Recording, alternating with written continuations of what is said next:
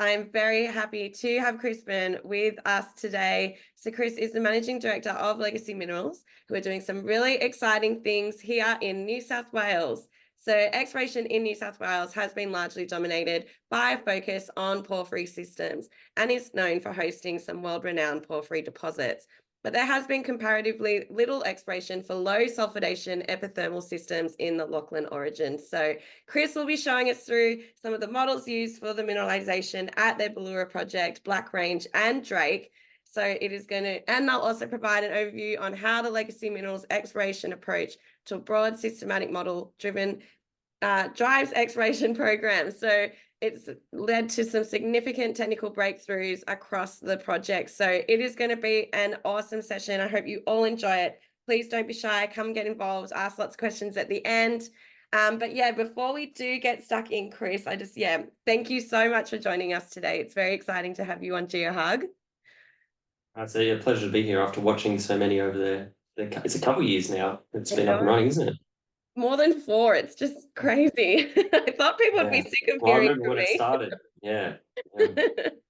Yeah, it's been going for a long time now. So it's awesome to have you part of the broad range of topics. It's awesome. But I was really curious, I guess, how you got involved in the minerals industry in the first place. Yeah, I had a bit of a different path to sort of where I, ended up now, and as the CEO and MD of a small micro cap exploration company. But I started off doing electrical engineering. I did a science degree as well, so dabbled in a little bit of geology at uni. But then I went straight from completed my electrical engineering degree into underground coal mining. So I actually lived for many years up in central Queensland, as well as a bit of work in the Hunter. And it wasn't until in about 2017 that Tom Wall, who's the other executive director, we went and started Legacy together. So we actually both went to uni together, and we both went to high school together. He's a geologist and my wife is a geologist, so it's we're a bit of a sort of a startup company. And yeah, we just started pegging ground. So that was sort of how we ended up in the space. I love that. That's such a fun story. That is really cool. It's it's been really fun watching you guys as New South Wales locals represent. It's been really cool, following along with everything that you've been up to. I did ask you if you could bring some pet rocks along. I think you've got some pretty cool ones there to show us. Could you talk us through some of those? I've got a couple. We're fresh back from picnic, but where we took some over to show. This is like a pretty large sample that didn't carry that across, but it's actually an outcropping grades around 2.5 grams or 3 grams gold. But we drilled, discovered that last year, drilled underneath it and made that a blue cap discovery. That's from Bauloora. But you can see in the background there's a lot more rocks up there as well. But this one's actually from Drake. So classic sort of low sulphidation banding. So we've spent, part of our recipe for success, and I'll grab one off the shelf. Yes. Bring them along. Actually, I've got 2. Is really, while we do have, partnerships with artificial intelligence companies, which is separate to this book. There you go. Well, you can see the rock. Yeah. So this is from Mima, Bauloora. So these types of really classic rocks just were not really understood by a lot of people in New South Wales, again, because we're in the wrong age, what was perceived to be the wrong age for essentially low sulphidation epithermal systems, being an area, predominantly dominated, as you said, by exploration for porphyry copper gold deposits. Another example of a rock from Bauloora. So these sort of textures, I'll go through this talk, and there's been some very instrumental people involved in the journey, but understanding, mapping those textures, getting out on the ground and making essentially new discoveries, like right in the backyard of Sydney and Canberra, really. 3.5 hours. I'll be out on site tomorrow. Again, so it's quite incredible, and it's been an incredible journey. That's so cool. I'm very excited for you guys. I can't wait to hear all about it today. So thank you so much again for joining. If you want to get the presentation fired up, and we'll get stuck in. So as just mentioned, we'll talk about Bauloora, Black Range and Drake. And these systems, we're calling them a rediscovery. They have been explored before in the past, but often people were looking for VMS or, other styles of mineralization, not really, I guess, uncracking the codes to these types of systems. But that's just a location overview for Black Range and Bauloora. So these sit in the Lachlan Fold Belt. So Silurian Devonian aged systems, they're about 65 k's away from each other. Again, you can sort of see an area dominated by, the recent Bowden discovery, Cadia, North Parks. But, you do have, Cowal as an interesting carbonate-based metal low sulphidation system that sort of sits between the porphyry and epithermal environment. But again, it's a different age rocks to what we're looking at, Black Range and Bauloora. And then Drake. So Drake, although sits in the state of New South Wales, actually is in the New England Fold Belt, which stretches up through Queensland. So we have a predominant focus on only exploring in New South Wales. And by sort of having control or pegging these three projects, we've got a real dominant land position across what is essentially three epithermal districts. And that opportunity really came about because people just weren't looking for them. So we pegged Bauloora and Black Range as free ground. So that was a $0 acquisition cost for legacy. And then Drake, we've recently announced end of last year that we were acquiring that off a company that's now gone into administration, White Rock. But just to sort of talk about, the intermediate to low sulphidation epithermal systems in New South Wales, and I'm going to use, throughout this talk, there's a lot of, I guess, variations on the theme of these types of systems. And what we know, the systems are pretty unique. No real one system is the same. So you do often see overprinting. We see that at Bauloora, and you see at Drake as well. And there's some very good global examples of those types of systems as well. But grouping a bunch together is really Cowal, Mineral Hill. We've got Bowden's, and they've grown rapidly as a company in terms of the resource, now pushing over 400 million ounces gold. So quite a significant project up there. Bauloora, Black Range, and I'll highlight Glen Isla that Alkane own. They're three of the systems where sinter has been confirmed in New South Wales. So that places being Silurian Devonian age systems as some of the world's oldest sinter lithology. Up there with, I think there's the Devonian church up in Scotland. But so quite from a technical academic perspective, quite an incredible sort of event has occurred that's preserved these, the very tops of these systems. We've got Drake and Yarranderi and Pambula. So there are these other low sulphidation epithermal systems that do kick around in New South Wales, but predominantly located, in national parks or coastal areas. So they haven't really seen much exploration, for a very long time. And that's just a photo of the gold endowment there. It's very skewed by, again, that porphyry, Cadia taking up, virtually half of that endowment. And that's the sort of the rough New South Wales picture. There are some other epithermal low sulph systems, Mount Aubrey, owned by Godolphin, around as well, one at Brownlow King. But it hasn't been, if you were to look at again where the bulk of the exploration money's been spent in New South Wales, it hasn't been here. So that's where we really saw that opportunity. That's just, I'm just going to go through a little bit just about the company, because I think it's important to talk about, how we're exploring for these systems. We're a junior company. We're looking at large projects. Out of our three epithermals, Bauloora, Black Range, and Drake, the one that we've got under joint venture with Newmont is actually our smallest. Black Range is about 3 times the size. So, the market conditions are broadly challenging for the junior end of the market.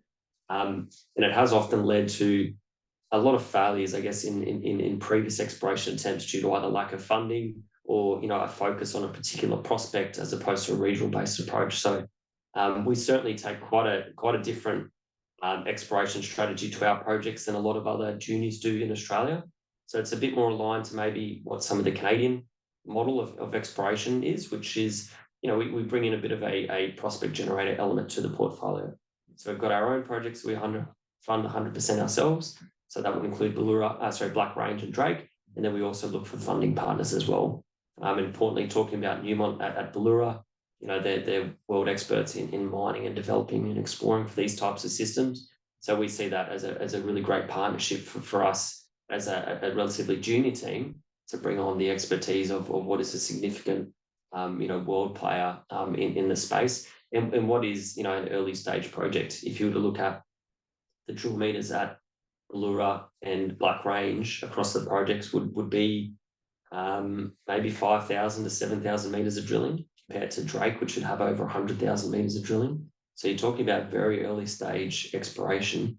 And as I said, we're going out to new prospects and finding new prospects, you know, quite frequently at these projects where no one's ever been before. So that's the sort of growth potential of it, but, you know, that needs funding. And there is, you know, that balance between drilling discovery holes, you know, which is what the junior market sort of craves, is that share price, you know, sugar hit, and the balance of building a portfolio and building a geological model that really has the foundations that, you know, that can deliver success.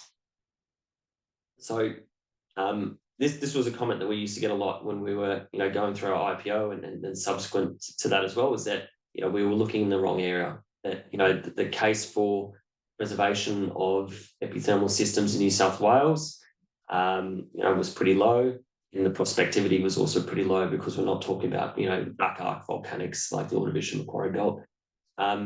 Stepping back from that sort of, you know, that bias, and we did call it that bias, when you start to look at the rock textures, when you start to actually collect the samples and take I guess, an open-minded approach to it, what it's meant is that we have been the first company to identify sinter lithology, confirm that in petrography. And that's important for people that aren't all that familiar with the epithermal systems. I'm sort of pointing at the top of the system there. So as soon as these systems are in place, they start to weather away.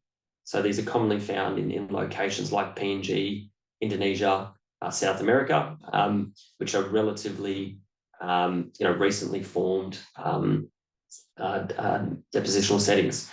You know, you fast forward from, you know, a deposit, say, for example, in Japan, that might be 1 million years old, to something here that's, you know, circa 410 million. So there's been some unusual event that's occurred that we are, when you step out at Bauloora and Black Range, you're looking at the top of a perfectly preserved epithermal system that's close to 400 million years old. So I'll run through Bauloora first, and then Black Range and Drake. We're targeting, you know, a tier 1 epithermal system here, and we're currently completed some drilling recently at Breccia Sinter. You know, we're at, as I said, that early stage. We've probably tested around 2% of that 27 square kilometre vein field. We signed Newmont on as a JV partner early last year. And we really see that partnership as fundamental in sort of taking the discovery effort forward, aggressively drilling it, and hopefully delivering some pretty significant discoveries. That's where it sits in New South Wales, that centre image. And you can see the proximity to Black Range. And again, the green is the Ordovician outcrop, where the bulk of probably continues to be most of the exploration expenditure in New South Wales. That's a snapshot of the vein field on the right-hand side. We spent a considerable amount of effort mapping these veins for the first time, I guess, recognising them as low sulphidation epithermal veining when companies were exploring for this ground in the 80s and 90s. A lot of the sinter would get mapped as chert, and banded epithermal veins would be getting mapped as chert as well. And that was just because geologists in New South Wales weren't familiar with these types of systems. So it's a very similar story to the Pajingo discovery in Queensland, that it took a New Zealand geologist who knew, what a hot spring looked like to essentially stumble across the rocks outside of Farmers Gate. So it's a similar sort of story in New South Wales. Importantly, when we look at projects, we look at why is the opportunity still there? Why should we put our money into it? And what we really saw at Bauloora was, just a very, very limited drilling. Importantly, most of the drilling that was done was all RC, but you're talking 29 RC holes over 50 years and 8 diamond holes. None of those diamond holes targeted the low sulphidation epithermal veining. Importantly, for people familiar with the different styles of drillings, Australians love to do RC. It's cheaper. The North Americans are very much focused on diamond drilling. And the importance, if you RC into a low sulphidation system like this, you're going to have no idea what those rock textures are telling you. So it's a real important part of the story that was being missed by previous companies. That's the sort of the timeline there as well. You can see how many hands it's changed. And it was, the last real big exploration push was in 95, and that was by North Limited, who got taken over by Rio. So they held Cowal and Bauloora at the same time, the two big sort of known epithermal districts. And that was really the last big attempt. Sat vacant for many years, lots of failed IPOs, and then Bushman Resources dropped it before we picked it up. So again, important in that approach that we're taking is this balance between district scale exploration, proving up the size and scale of these systems. That gives you that blue sky potential, but also, the discovery focused prospect generation. For those, that's just the geography, what it looks like, the rolling hills, photo of the sinter, southern sinter outcrop on the right-hand side. And on the bottom right is our core library. So every rock chip that we sample, we catalogue, store, cut, multi-element assay on it as well. And again, I'll talk through how sort of fundamental that's been in, I guess, unlocking the widespread prospectivity of the project. So these are some of the rock textures. I actually held that rock up there before. But on the left, that's some of the sinter in the northern part of the project area, and some of the rocks that are spread throughout the prospect area. You'll see examples of phreatic breccias, classic sort of chalcedonic banding as well. Importantly, boiling textures. I think BP dropped this in the 80s because they failed to identify any evidence of the boiling zone. But again, that's important when you think about the preservation model. And I think it took Tom less than half a day to go out and pick up that rock in the centre there and sort of demonstrate, pretty conclusively that we are looking at boiling textures. And again, some of the grades as well. So by sort of systematically rock chipping, so they're both a combination of float and outcrop. Again, because this is an old terrain, a lot of the farmers have actually pushed a lot of the rocks, to various parts of the paddock. But you can see the grades pretty consistent, good gold grades throughout the project over quite a large space area, but also importantly for us, really high level pathfinder elements. So lots of antimony that we're seeing in the rocks. We've recently done a lot of mercury sampling as well. So we're seeing those high level indicators that sort of place us at the top of the epithermal system. Sort of just touching on some of the recent drill results across the project. You can see it's a pretty busy vein field there with antimony geochemistry as well as rock chips and some hits.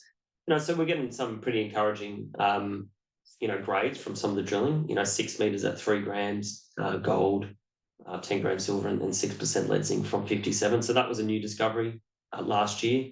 But 50 meters, so shallow. The Myanmar drilling's all been relatively shallow. So it's very shallow, very wide spaced. And a lot of the targets haven't been tested at the system. I'll just sort of talk about there's an underground face sample that is mentioned there at Mount Felsted, which graded 3,700 grams silver, 6.9 grams gold, 6% copper, and 55% lead zinc. So there's an unmined drive that is there. It's up to 3 meters wide. It was a real red herring for a lot of companies previously looking at this project to see such a significant amount of base metals in the systems. So if you're seeing too many base metals, I'll go through the model, but it means that you're too low in the system. Your preservation, you've weathered away, I guess, the bonanza boiling zone parts of the system. So that sort of thinking is what sort of, again, downgraded that prospectivity. But really understanding the overprinting of these systems and that we've got multiple mineralized events and multiple phases. And we're now looking at more of a low sulphidation system that's been overprinted by an intermediate sulphidation system. But understanding, I guess, a complexity and unpacking it in a systematic way is what's, what we're currently doing. So yeah, BHP, or the original, BHP from Broken Hill went out there in the 50s, looking for another Broken Hill because of the massive lead and zinc grades out there as well. So that was mined for its lead and zinc, but they weren't pulling out the gold or silver that was coming with the deposit as well. I'll skip through this one pretty quickly, but you can just sort of see the limited drilling done since the 1970s. 2023, we did 22 holes. That's going to get pretty busy this year as we sort of move towards away from target generation and into drill testing. The local geological setting, that's actually an ASTA image. We've used Global Ore on the project to conduct airborne hyperspectral surveys, and that's been really interesting in terms of identifying these zones. But we've got these acid porphyry dikes, the deep Gully Creek conglomerate, and what we think the Mandadri sandstone sits to the eastern boundary of the project. And at this stage, that is the view from most of the team that has been the preserving geological unit that has overlain the Bauloora vein field, and then that has preferentially eroded to sort of leave us at the exposed surface that we're at. When you think about these systems in South America as well, we're not looking at, we're talking about gentle rolling hills here, so there hasn't been significant erosion that you get these silicified ridge lines that you do see in projects like South America that have undergone millions of years of weathering. This is just the approach that we've taken on it. Again, looking at tenement size package, mapping out the hydrothermal alteration zone. We're currently been working in the primary vein field, and within that a 15 square K gold zone, targeting these vein strikes and looking for mineralized shoots. So it's an approach where the mineralized shoots, they're the discoveries, the share price catalysts, but we're also balancing out. We want to be exploring the other vein fields in the area as well, and understanding the broad picture and the implications of the overall system. So this is the Bauloora team. I mentioned we've got Newmont under a farm in a joint venture. Greg Morrison was very instrumental in helping us map and interpret the quartz vein textures. So again, that sort of level of expertise in these systems just doesn't exist in New South Wales, just because there's very few of these systems known. So very instrumental. We've had Doug Menzies on our board prior to listing, and again, he's worked a lot in the porphyry epithermal space. And I mentioned Global Ore, Paul Ashley. We were sort of the first company that started to do petrography on Byrne samples, and that's because we were looking to try and identify, what was sinter-related lithology, sub-sinter. So that was, that's been really instrumental in, I guess, mapping out, just the scale of the system. And then I'll mention Rod Davies. Rod Davies came from Japan, and during COVID, is Australian, but worked a lot in Japan and overseas. It was locked down in COVID. It never sort of stepped foot in regional New South Wales. And he was really instrumental in sort of helping us identify just really how big this system was, what the textures were, and what the implications were about, the way we should approach the project. So just to point out that sinter recognition, so that was back in the end of 2022. So it was quite an important technical breakthrough of the project. And, if you think about the epithermal model, we're placing those interpreted samples at the top of the system. So that's spread across roughly about 5.5 kilometres. So you're talking about quite a large zone. And we've noted there's been no drilling in the northern area. So that's Bauloora North, Beamar North, the quarry, the breakout. And when I say we've drilled some of the Mi'kmaq trend, a central vein there, we're talking about 200-metre wide spaced holes. So, just the drill density is not quite there, but we're seeing sinter at surface. We're seeing the high-level pathfinders jumping to another model, which is, Buchanan, and Morrison. Greg's put a lot of work into this as well. We spend a lot of time in terms of mapping these zones, understanding, are we in the colourform crostiform zone? Are we in the chalcedonic zone, and mapping that across the project area. And that's just what that alteration footprint looks like there with that gold zone. And so you can sort of see where we're interpreting some of the other vein fields to exist. And what this 48 square kilometres, this strong, coherent propylitic signature is in the centre of the project, we don't quite know.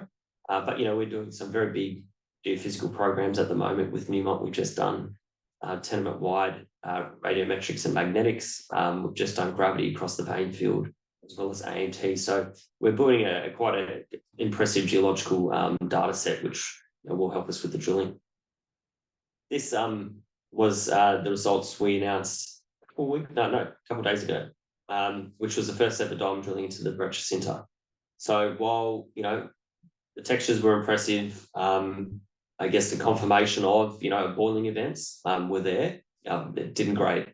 So We know there's grade at surface because we have veins that grade up to 32 grams gold, but we didn't hit it in this drill campaign.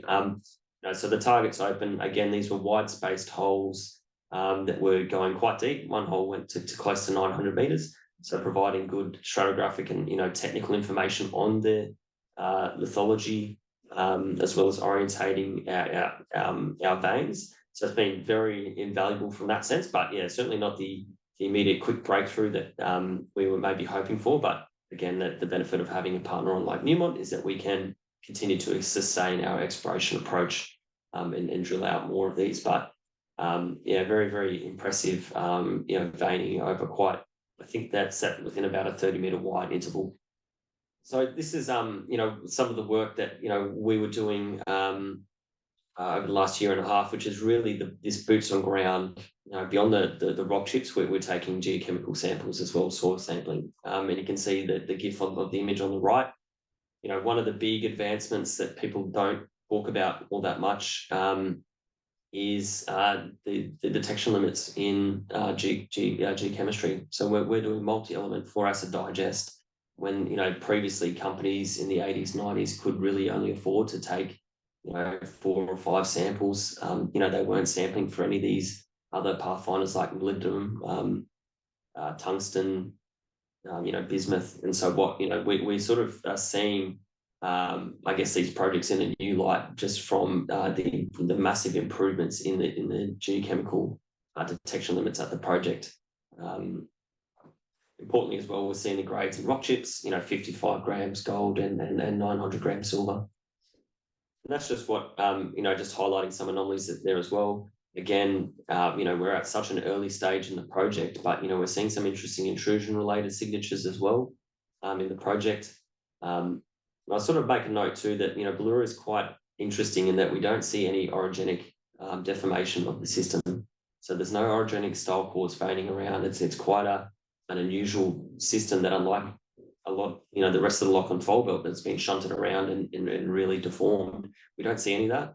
So we're not really, again, quite sure what's sort of preserved. What is a relatively small basin?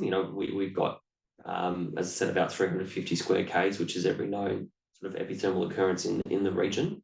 But yeah, we're working through, I guess, understanding, what's driving some of these mineralized signatures. And again, this is really important for us as well in terms of defining the zonation in the system where we are at the high level. And you can sort of see the arsenic kicking up, in the northern part of the project, but obviously Byrne for silver gold, as you would sort of expect to see, in a high level environment. Importantly, we also know that whenever you drill these geochem targets, we're getting results. So this is part of that independent review that Greg Morrison did with Klondike. And again, that was we took up, I can't remember how many rocks. And I think I saw Greg's name on the list. It was probably maybe 300 or so rocks up to Townsville. And that was really important, again, in terms of helping our geologists understand what to look for, what they're looking at, and try and map out the system. Part of the petrographic analysis as well, beyond the recognition of the sinter-related lithology, is the confirmation of those observed minerals. So we're seeing all the right high-grade silver sulfides, as well as electrum, specular hematite, and gold grain. So interestingly, in our sinter samples, which will turn up barren in a fire assay, we do see small grains of gold in them that don't grade. So last sort of slide on Bauloora, but yeah, we've got this large-scale, fully funded generative work, that's being conducted underway of AMT. Not a very common technique used in New South Wales, but again, looking for deep resistive features that can be these large quartz veins interpreted to drive the hopefully the main fluid pathways for the system. Ground gravity, we're continuing to do geochemical surveys, so that includes regional leg sampling now as well. As well as detailed geological mapping. That's just some of the guys out there in the field. So that's Bauloora. While Bauloora was going on, we were getting a lot of interest, and everything was looking really exciting. We thought, this can't be the only one in New South Wales. There has to be another one. And we pegged Black Range as free ground, I think about just over 12 months ago now. So what we really liked about Black Range was we saw the same, I guess, incorrect logging in the mapping that was done in the 80s. I think it was even by the same company that was doing it. But mapping essentially what we've confirmed now is sinter as chert. Again, looking for VMSs. That's what most people have looked in the Devonian, Silurian around these areas for. They're looking for base metal VMS deposits like Woodlawn. And so what it's meant is no one's been there. So our sort of highest priority project, Sugarback Hill, which we're planning to drill imminently, has had no on-ground exploration for over 30 years. So to think again, a project that you can drive 3.5 hours from Sydney, that there hasn't been a single geologist there for over 30 years is pretty incredible. So they dropped that ground in 1992.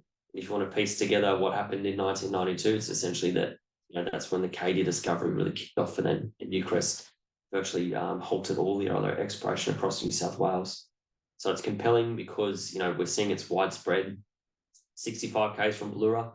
We're in the same aged rocks, so we're in the Silurian Devonian again. And I'll talk about the fact that Newcrest, before they left, they dated Sugarbag Hill, and it determined that the same age mineralisation occurs at Bauloora. So we've got these two systems. Again, we confirm sinter. So for the first time in this part of New South Wales, we've confirmed sinter lithology. So again, using Paul Ashley. So roughly about 12 months after Bauloora. And again, we're looking at diamond drilling, so moving away from the previous RC and the percussion drilling that was done in the early 90s. So really just looking to replicate that success. And when you sort of look at the side-by-side, you can really sort of see the exploration history. There's a lot of parallels, and that's where we really see that opportunity.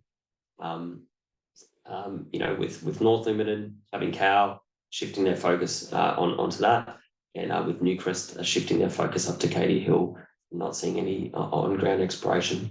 So again, for both those tenements, that we were able to peg them as free ground. So just on a bit more on the geological setting and the dates of mineralisation of the systems, sort of plot this this map up of the Macquarie Arc, just because there's that huge focus on the northern extensions of Macquarie Arc, lots of undercover exploration that's currently being led there, through companies like Inflection and Anglo Gold are doing a lot of work. But once you get sort of south of really Cowra, no one, and then the Juni Belt, obviously there's a lot of work along there, but no one really knows what happens. And then the Ordovician pops up again, south of Kosciuszko and then down in the national park there. So it's a bit of this, a blank zone that hasn't had much geological work on it. I've just plotted Cowra as well, just because, to see where that project shits, because that is targeting an Ordovician deposit, Ordovician occurrence underneath a Silurian Devonian cover sequence.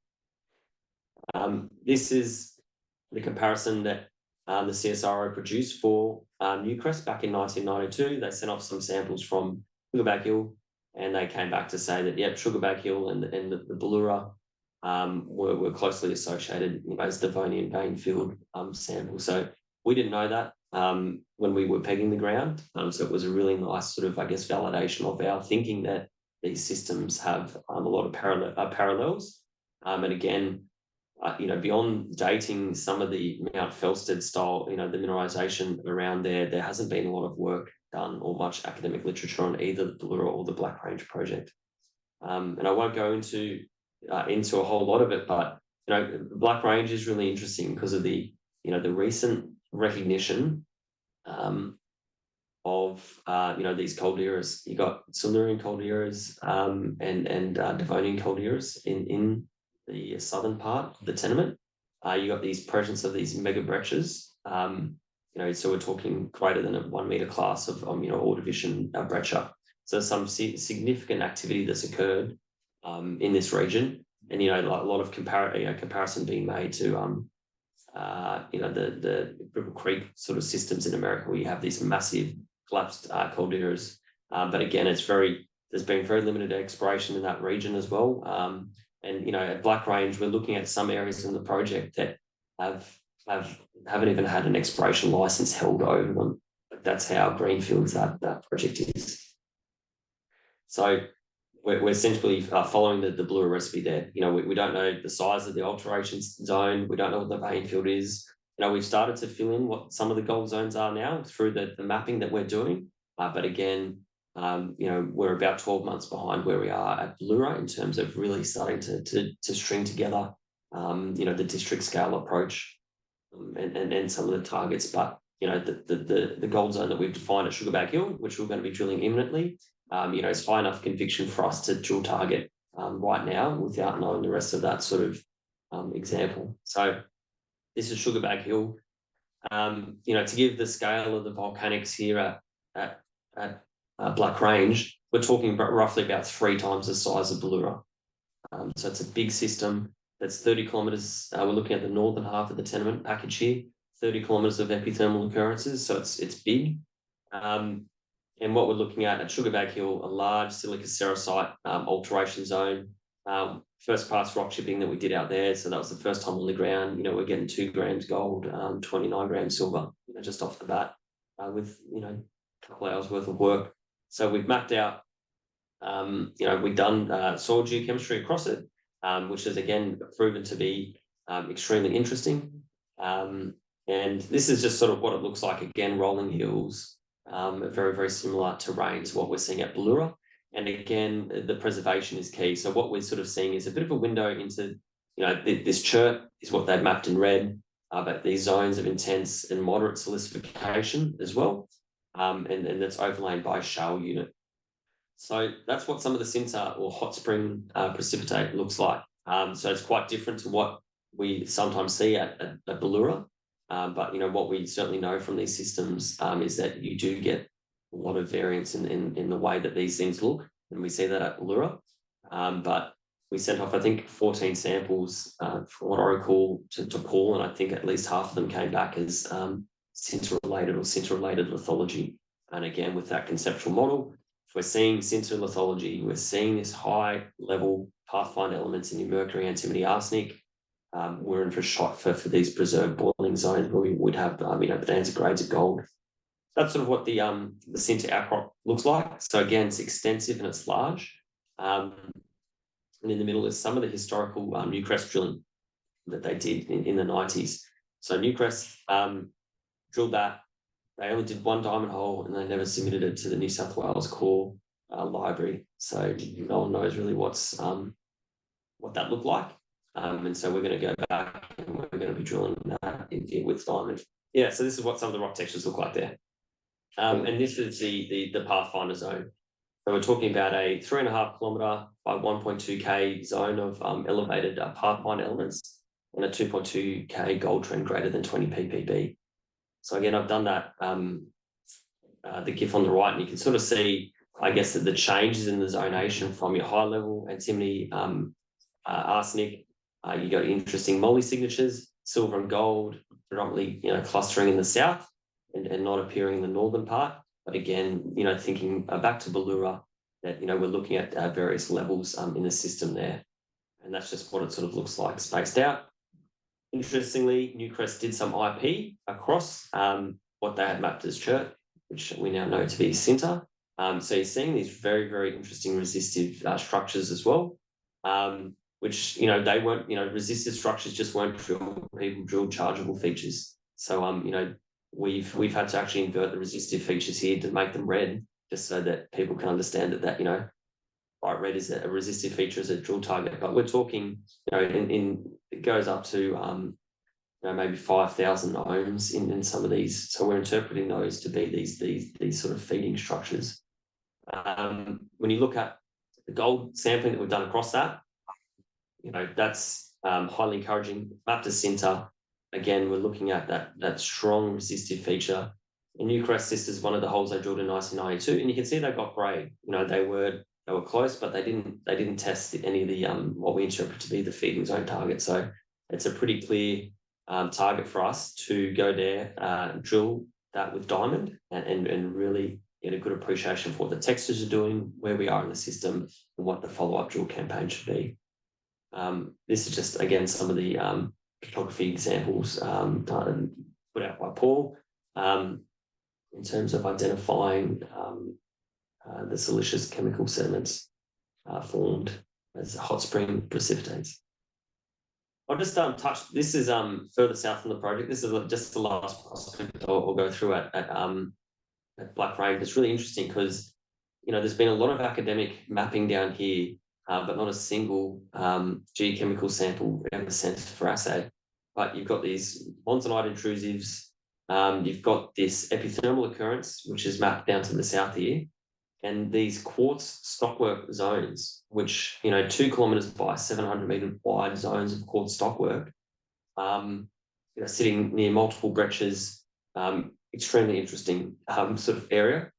So we're keen to get down there and start to really sample it and look for, I guess, what are we looking at down there? When you talk about massive quartz stockwork of that sort of scale, it's a pretty interesting, and it's sort of quite incredible that no one's really gone down there and sampled that. So this is that Harper's Find, which sits to the bottom right. That was mapped in 1908 as being a 70-meter wide, 100-meter long zone of silicification associated with chalcedonic banding.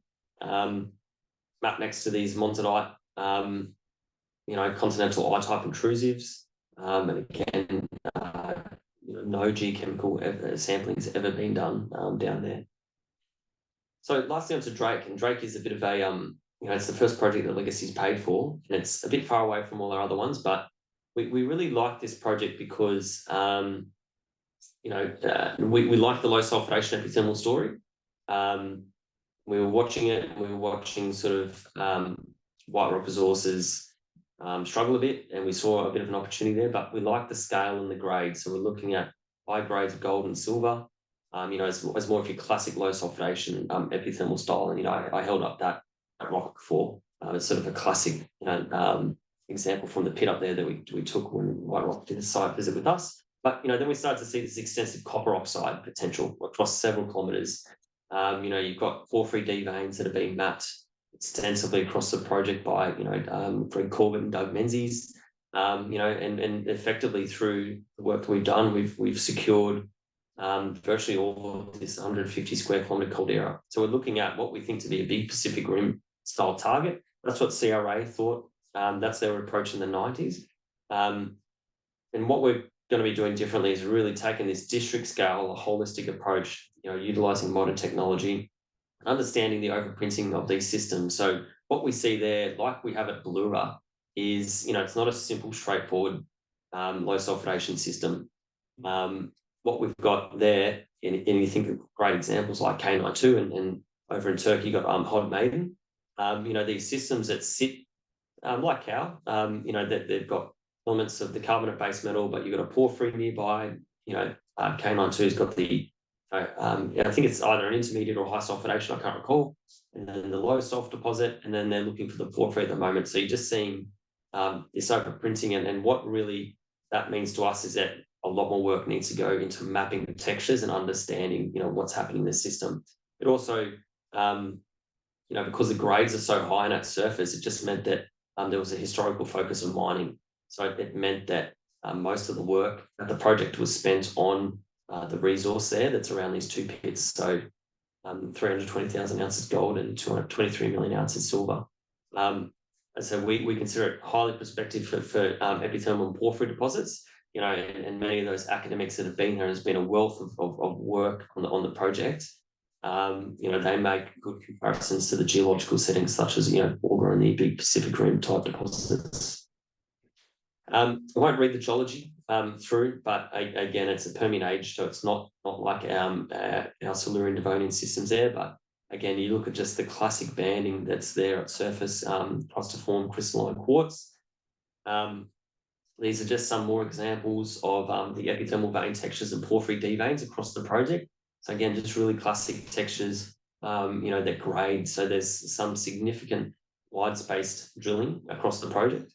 And a lot, we're looking through some historical reports, and there's, historical reports that haven't yet been digitized or brought into the data room, with some pretty phenomenal numbers. But, just to sort of demonstrate how widespread the mineralisation is at the system, it's quite daunting when you get up there, just how big it is. You drive into Drake, which was built as a mining town, so it's been actively mined for over 100 years there.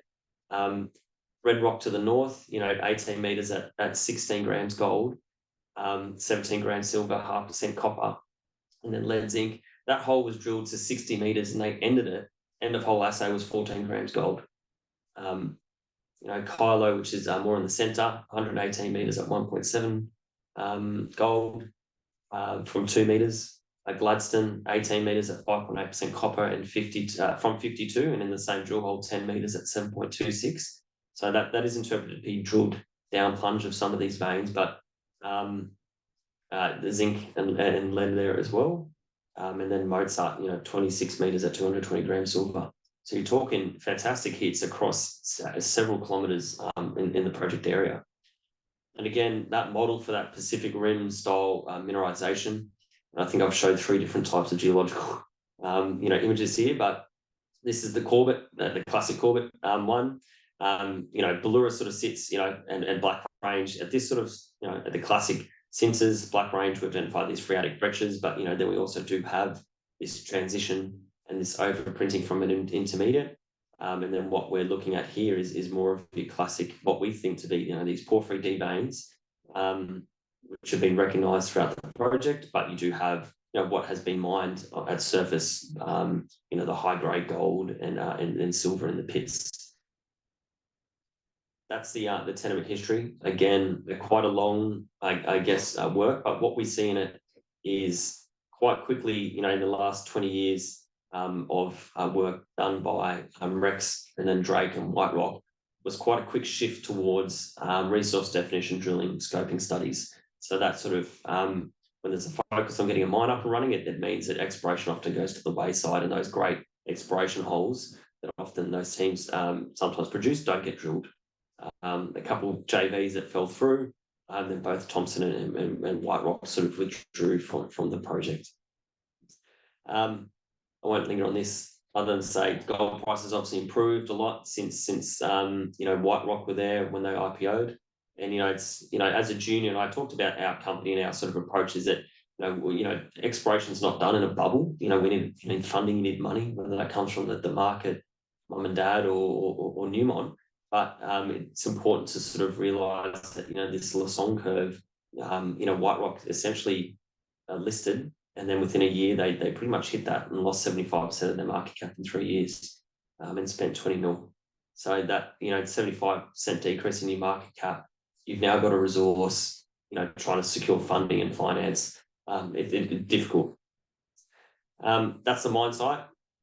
And this is just what Thompson and Global Ore did some really good work on, starting to look at the resource. So what we saw at this project is if you're trying to get a gold or silver mine into operation, polymetallic element often gets ignored. It happened at Bauloora, and it happened here. So Thompson were the first company to ever bring any copper or zinc into any resource. And they only brought in the copper and zinc that were inside the existing pit shells. So it's quite incredible to think of the upside that you can come if you take a holistic approach to the system. But again, when they were trying to get this up and running as a mining operation, they had a gold-first strategy, trying to get a really lean, mean operation up, which meant that for a standard crush and cyanide circuits, without flotation, your copper zinc are essentially deleterious to the operation. So that's what really then got Legacy over the line in terms of our interest, is this copper upside.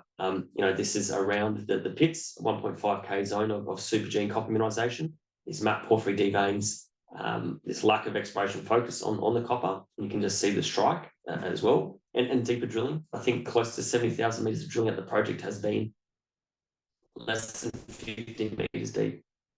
So that 70,000 metres less than 50 metres deep is shallow drilling. And again, that's if you're trying to get grade control type holes. I'll just sort of flick, these are the last sort of 3 slides that just sort of show, I guess, how significant the copper mineralisation is, and and the thinking behind.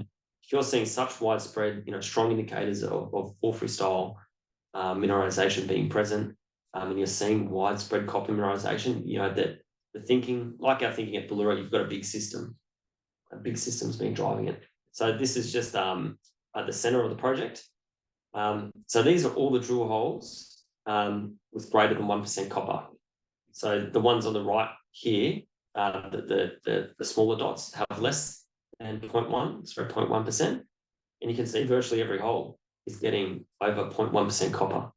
And then you put on the ones that are getting over 1%, it's extremely significant. So it's quite incredible that that's that's open as a resource, and that the source of that, that mineralization, and I guess that it hasn't been found. And this is just what the IP chargeability looks like there as well.